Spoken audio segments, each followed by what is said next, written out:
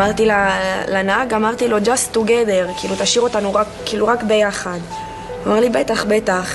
ובאמת, נשארנו ביחד, באופן מפתיע. לא, הייתה לי איזו תמונה בראש, כאילו, שאני יושבת בתוך כלא, קשורה. כאילו, זהו. הלכו החיים, כאילו, זהו, עברנו לגור בביתל, יחיו בעזה. שאולי משהו בסוף יחליטו להרוג אותנו, והיינו שואלים אותם את זה גם לפעמים.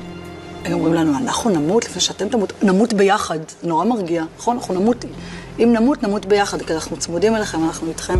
אישה היא מאוד, אישה היא קדושה שם. נתנו לה שם מאוד יפה, שם ערבי מאוד יפה. סלסביל.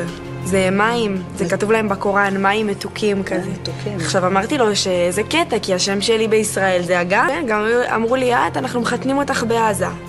את בעזה, את מתחתנת. אנחנו נמצא לך גבר בעזה.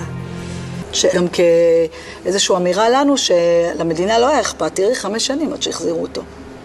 המדינה לא כל כך אכפת ממכם. למדינה אכפת מהלחימה. אישה היא מלכה. היו עושים לי שיחות איך לשמור על אגם. הסברנו להם שגם אצלנו לפעמים כן יש שלאגם יכול להיות חבר, או יכולים להיות לה כמה חברים לפני שהיא תתחתן. אני אפילו מעודדת את זה, שהיא תתנסה, שהיא תכיר, לפני שהיא אצלה מוסד הנישואים. אבל היינו מתאמתים על זה.